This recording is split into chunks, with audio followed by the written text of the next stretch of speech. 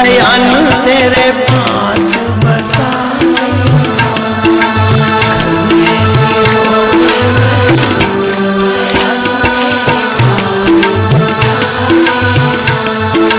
घर में नहीं होवे भजन दयालु तेरे पास बसा।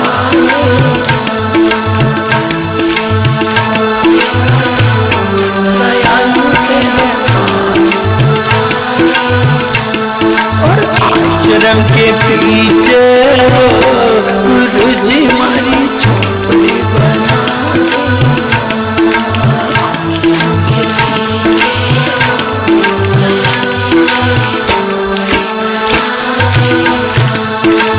आश्रम के पीछे गुरु जी मारी झोपड़ी बना।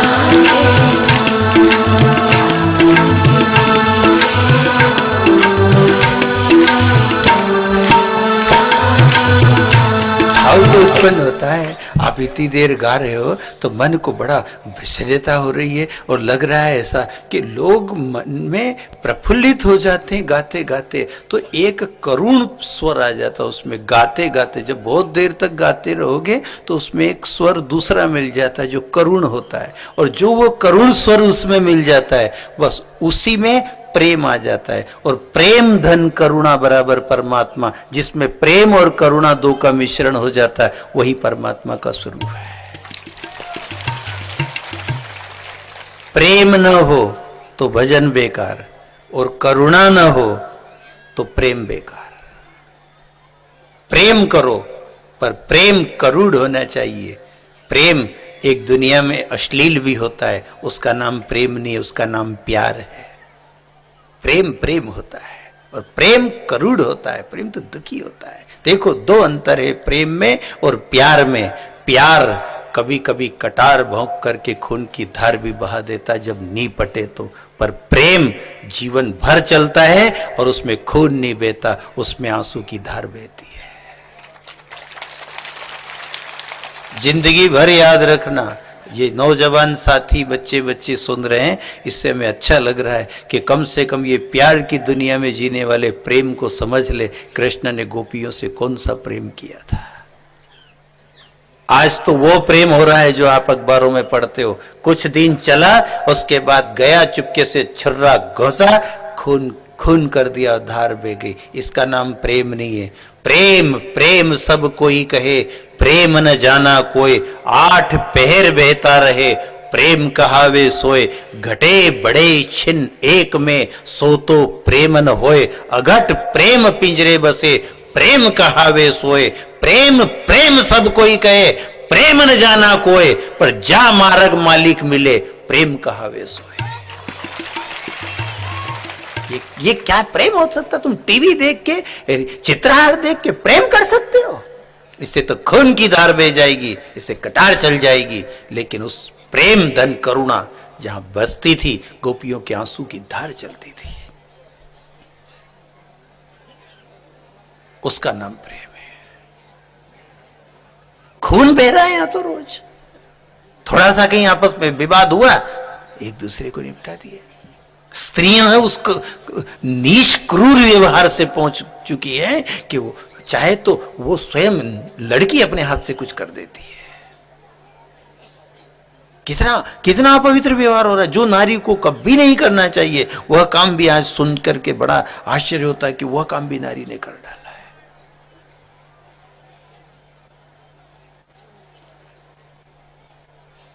ये सब बेठक गलत होने की देन है ये, और इसको अब भी संभाल लो। माँ बाप भी अच्छी तरह सुन लेना, बच्चे भी अच्छी तरह सुन लेना। अभी आपने संभाल लिया तो अभी तो और भी संभलने का समय है। और यदि नहीं संभाल सके हो और एक बार बिगड़ गया ये सारा का सारा माहौल, तो न तो सरकार से संभलेगा, न शंकराचार्य से संभलेगा, न सेना से संभलेगा। फिर एकदम मनुष्य को मनुष्य निगल जाएगा, यहाँ अत्याचार मच जाएगा, चाप जाएंगे।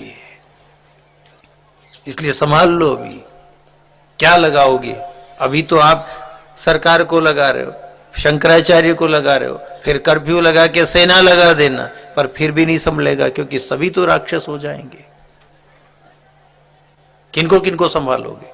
इसलिए बच्चों को संभालो, पत्नी को संभालो, परिवार को संभालो और कहो बेटा गलत जगह नहीं बैठना, गलत सोबत में नहीं बैठना, रात को 12 बजे बाद आएगा दरवाजा नहीं खोलूंगा। करो, इतनी सख्ती तो करो। सांकल तो आपके हाथ में है, दरवाजा तो आपने लगाया, पर आखिर रात बैठे रहे, छोरो नहीं आयो, नाने नहीं आयो, मुकेश नहीं आयो, नरेन नहीं आयो, फलानो नहीं आयो। नहीं आयो तो नहीं आयो, सांकल तो है, ताला ठोक दो कि सू बाहर नहीं खोलूंगा दरवाजा। मोह तकलीफ दे रहा है, मोह है, खोलो, बाहर रहेगा छोरो, अबे नहीं करेगा, फिर करे, अबे नहीं करेगा, वो मोह तकलीफ दे रहा है।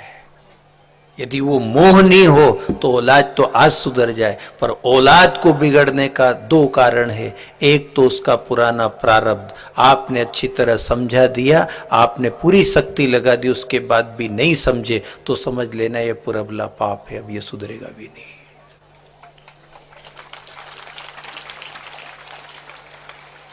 सुधार सको वहां तक पूरा सुधारो, उसके बाद ईश्वर के अर्पण कर दो।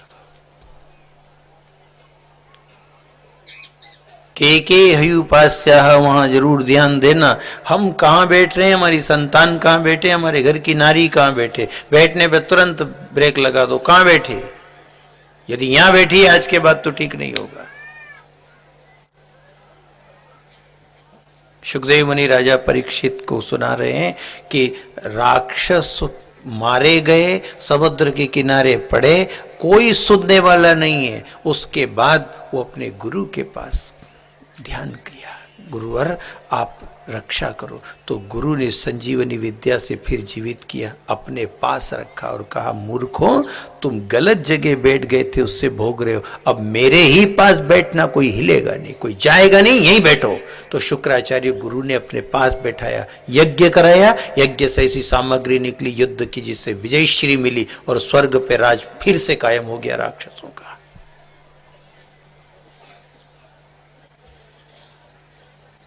ये ज्ञान क्यों नहीं आ रहा है? क्या बुद्धि भ्रष्ट हो गई लोगों की? दिख तो रहा है ईश्वर ने आंख दिए, ये अच्छा है ये बुरा है। जब आंख दिए, बुद्धि दिए, फिर परख क्यों नहीं रहे हो? अच्छा लोग दे रहे हैं, बांट रहे हैं, फिर भी नहीं ले रहे। हो क्या गया ऐसा? ये तो बताओ कि हो क्या? चरणामृत बट रहा मंदिर में, वो नहीं ले रहे। भगवान का पट खुल गया, चढ़ना मत लेने की क्या होता? भगवान से कुछ नहीं होता। दारू की दुकान पे खड़े, दरवाजा बंद है, हाथ घुसेड़ रहे हैं माए और ले रहे हैं उसमें से।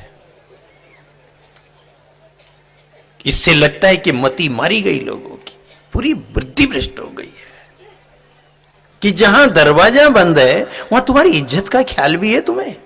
एक काम करो, जो दारू पीते हैं इनको एक दिन इनके बीआई जी के यहाँ ले जाओ और बीआई जी से कह दो कि ये आए जब तुम दरवाजा बंद कर लेना भीतर से, और बीआई जी आए हैं खबर मिल जाए तो उनसे कहना कौन बीआई जी साहब पधारे, आओ बैठ जाओ बाहर, ला रहा हूं मैं।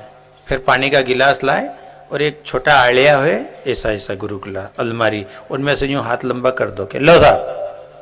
तो बीआई सोचेगा कि क्यों साहब मेरे को बाहर से दे रहे हो, दरवाजा खोलो नहीं, मैं पानी पिला रहा हूं, नहीं आपको पानी पी लो,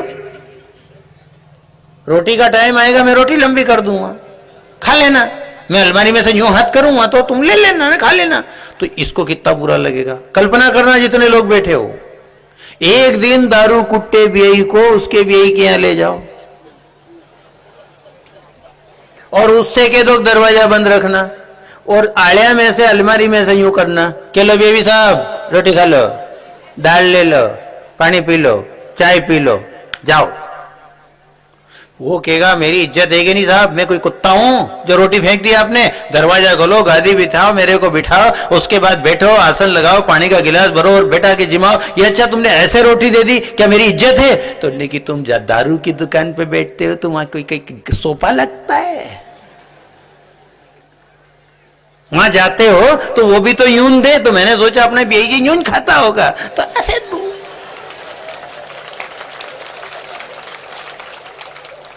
है। इतने लोग सुन रहे, एक आध बार प्रयोग तो करना, हम दूसरी बार आएंगे तो बड़ा मजा आएगा।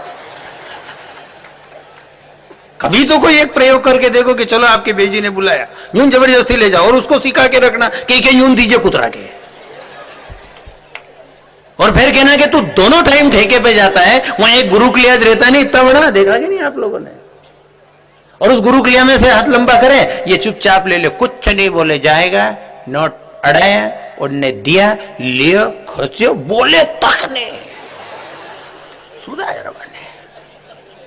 कोई ये भी नहीं कि आओ साहब बिराजो, आप साड़ी की कपड़े की दुकान पे जाओ, सोना चांदी की दुकान पे जाओ तो कितना कहते हैं, आइए बहन जी, आइए भैया जी, आओ बा साहब, आओ साहब बिराजो, क्या लेंगे, कौन सी क्वालिटी, क्या रेंज है, क्या बजट है आपका, अभी निकाल देता हूं, ये निकाल देता हूं, वो निकाल, चाय ला रहे, छरे पानी ला रहे, फलाना कर रहे, साहब को यूं दे रहे।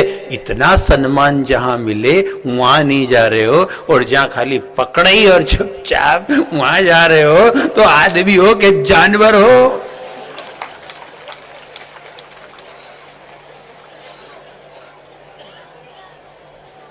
भले कुछ भी भला बुरा लगेगा, पर हो सकता है इतनी भीड़ में दो एक को भी समझ में आ गई तो उसकी औरत तो आज ही सुखी हो जाएगी। पर यहाँ हीरा को भर गई राम कोई नहीं रे, तो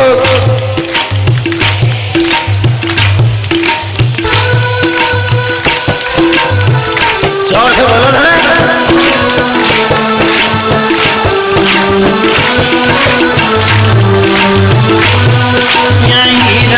पर गयो राम कोई नहीं रे,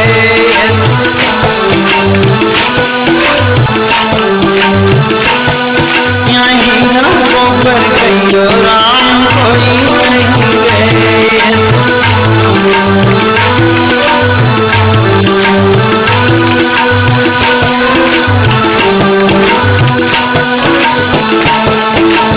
हीरा की पोटली ने सदगुरु मांड्यो